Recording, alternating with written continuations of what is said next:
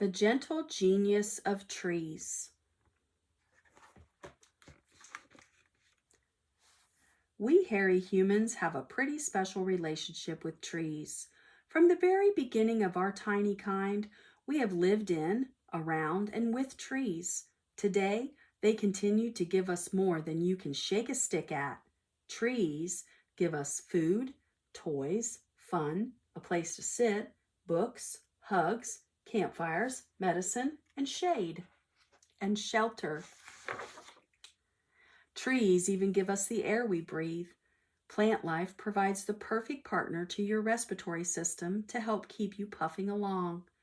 Every time you take a breath, you inhale oxygen and exhale carbon dioxide.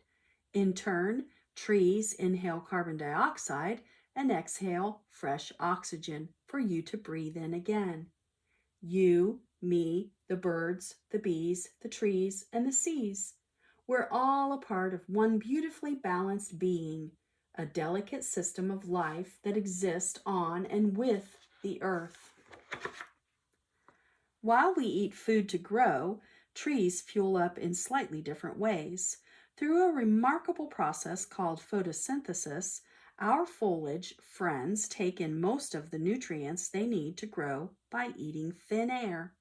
A tree's leaves are cleverly converting sunlight and air into energy, creating a deliciously sweet sugar called glucose. The trees use the glucose to grow, heal, and thrive. Meanwhile, below ground, the tree's roots can grow about 4 times larger than its crown, its branches and leaves. But these subsoil branches are much more than just supersized drinking straws. You can think of a tree's root system as its brain, only upside down. This subterranean cerebrum helps trees to do all sorts of wonderful things. You see, trees are very social beings, and they love to be connected to one another. They keep in touch through their roots, forming a wide web of connections. This enables each tree to communicate and collaborate with the trees around them. For example, if a fellow tree is injured, those around it will send extra nutrients via the wood wide web to help the unfortunate tree heal itself sooner. Each tree in a forest will do its part for the community. In turn, a connected collective of trees can control their own microclimate, shelter one another from strong winds, and lend each other support through their roots. They know that what is good for the forest is good for the tree. Trees also have the ability to warn their barky buddies of impending danger. Let's say a tree suffers a good munching from a local deer. Okay, you are pretty impatient for a supposedly fun guy. To communicate with each other in this way, trees rely on a very special relationship with some fungal friends. Beneath the soil, fungi and trees create a mutually beneficial bond. By connecting their mycelium, which are like roots, to the tree's roots, fungi provide trees with the wonderful web of connections to the other trees around them.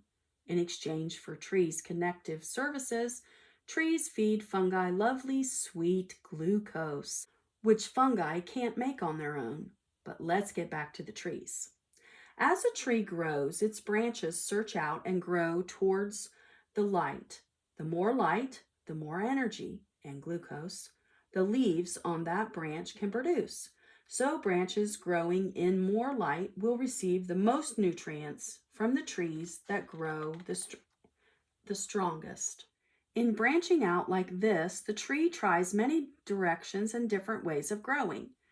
If it begins growing a branch towards the darker area, perhaps in the shade of another branch, or into a cave, or in the shadow of hibernating yeti, the tree will not lose heart.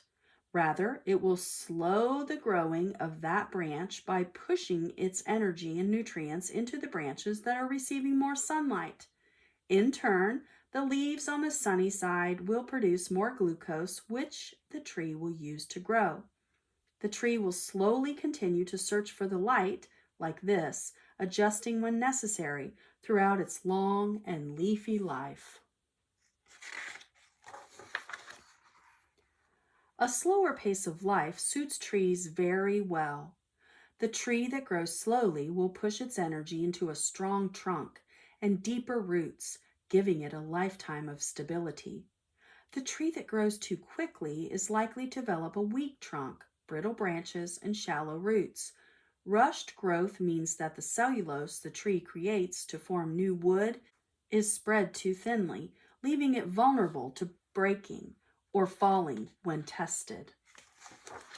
Parent trees assist in slowing the growth of their seedlings by limiting the light the baby trees can receive, helping their young to grow strong, straight trunks, slowly. But these mother trees aren't all tough love. They will feed their seedlings too. As baby trees often grow beneath the canopy of their parent, their roots will be connected, allowing the parents to nurture and send nutrients to their offspring. In fact, trees never stop growing. As time ticks slowly by, they will continue to develop thicker trunks, grow stronger and longer branches, and regenerate leaves as they need them. For as long as they are alive, trees seek out the light and continue to grow. But to see a healthy old age tree must be hardy enough to endure whatever the world throws at them. Depending on where they grow, trees must be supple enough to bend in a storm without breaking, or tough enough to endure a long, hot drought without giving up, or strong enough to carry great loads of snow without giving in. Next time you wander through the woods, pay attention to the amazing diversity of plants life living in support of one another. Just like in our communities, it takes all kinds to create a healthy, nurturing, and prosperous community. You see, what is good for the forest is good for the tree, and what is good for the tree is good for you and me. While we hairy humans may not continue to grow in size like a tree, we can continue to grow in wisdom and kindness throughout our long and lovely lives. While we live, we grow. Look out for those around you, and they will look out for you.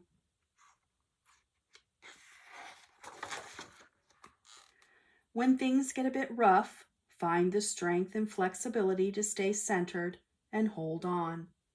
Branch out, test many directions, but push yourself towards the things that give you the most energy. And if we learn only one thing from the gentle genius of trees, let it be this: grow slow, grow strong. The gentle genius of trees.